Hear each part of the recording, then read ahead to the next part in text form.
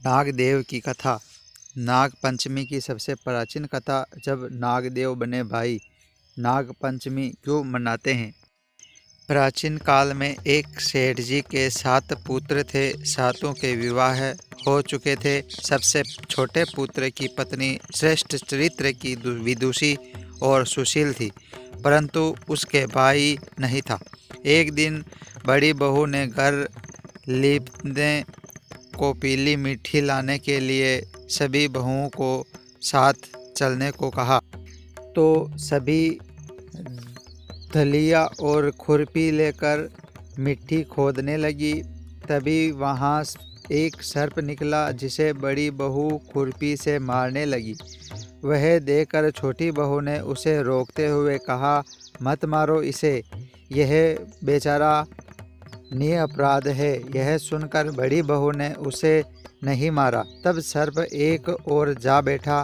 तब छोटी बहू ने उसे कहा, हम अभी लौट कर आती हैं, तुम यहाँ से जाना मत।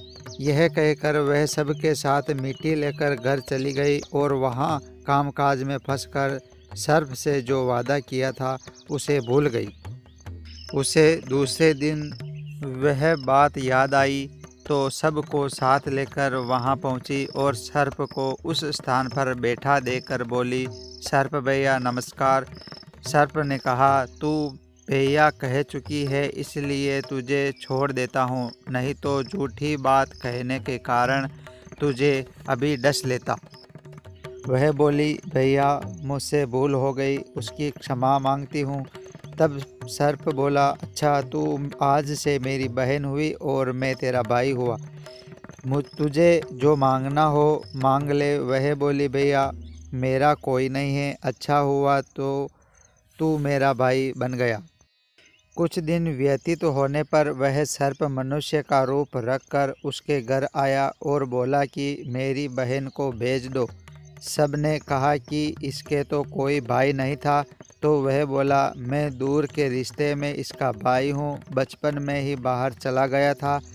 उसके विश्वास दिलाने पर घर के लोगों ने छोटी को उसके साथ भेज दिया।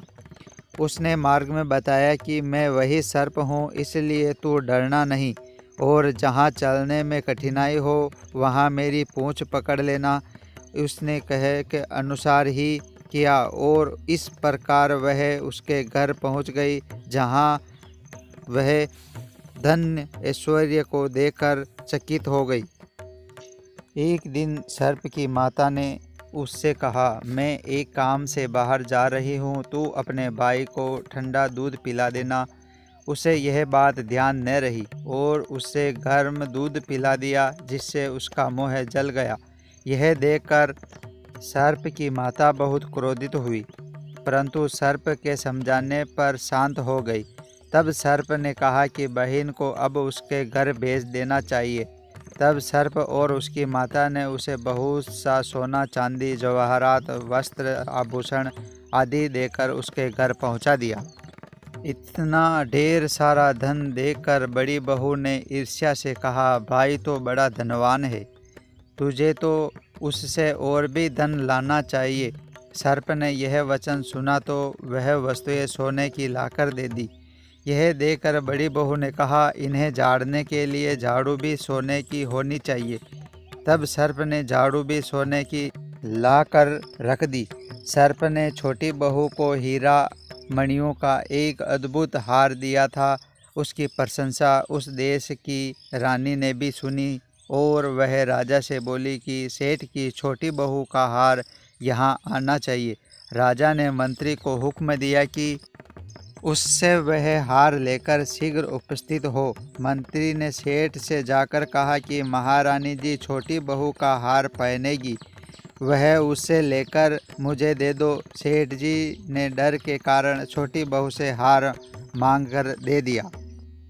छोटी बहू को यह बात बहुत बुरी लगी। उसने अपने सर्प भाई को याद किया और आने पर प्रार्थना की, भैया रानी ने हार छीन लिया है, तुम कुछ ऐसा करो कि जब वह हार उसके गले में रहे तब तक के लिए सर्प बन जाए, और जब वह मुझे लौटा दे तब हीरों का और मणियों का हो जाए। सर्प ने ठीक वैसा ही किया जैसा कि रानी ने हार पहना, वैसे ही वह सर्प बन गया। यह देखकर रानी चीख पड़ी और रोने लगी। यह देखकर राजा ने सेठ के पास खबर भेजी कि छोटी बहू को तुरंत भेजो। सेठ जी डर गए कि राजा ने जाने क्या करेगा। वे स्वयं छोटी बहू को साथ लेकर उपस्थित हुए। राजा ने छोटी बहू से पूछा, तूने क्या जादू किया है? मैं तुझसे दंड दूंगा। छोटी बहू बोली, राजन दृष्टता क्षमा करे। यह हार ही ऐसा है कि मेरे गले में हीरों और मणियों का हार रहता है और दूसरे के गले में सर्प बन जाता है। यह सुनकर राजा ने वह सर्प बना हार उसे देकर कहा, अभी पहनकर दिखाओ। छोटी बहू ने जैसे ही उसे पहना वैसे ही हीरों मणियों का हो गया। यह देखकर राजा को उसकी बात का विश्वास हो गया और उसने प्रसन्न होकर उसे बहुत सी मुद्राएं भी पुरस्कार में दी। छोटी बहू वहाँ हार और मुद्राएं लेकर अपने घर लौट आई। उसके धन को देखकर बड़ी बहू ने ईर्ष्या के कारण उसके पति को सिखाया कि छोटी बहू के पास कहीं से धन आया है। यह सुनकर उसके पति ने अपनी पत्नी को बुलाकर कहा, ठीक ठीक बता कि यह धन तुझे कौन देता है। तब यह सर्प को याद करने लगी। तब उसी समय सर्प ने प्रकट होकर कहा, यदि मेरी धर्म बहन के आचरण पर संदेह प्रकट करेगा तो मैं उसे खा लूँगा। यह सुनकर छोटी बहू का पति बहुत प्रसन्न हुआ और उसने सर्प देवता को बड़े सत्कार किया। उसी दिन से नाग पंचमी का त्यौहार मनाया जाता है और स्त्रियां सर्प को भाई मानकर पूजा करती है।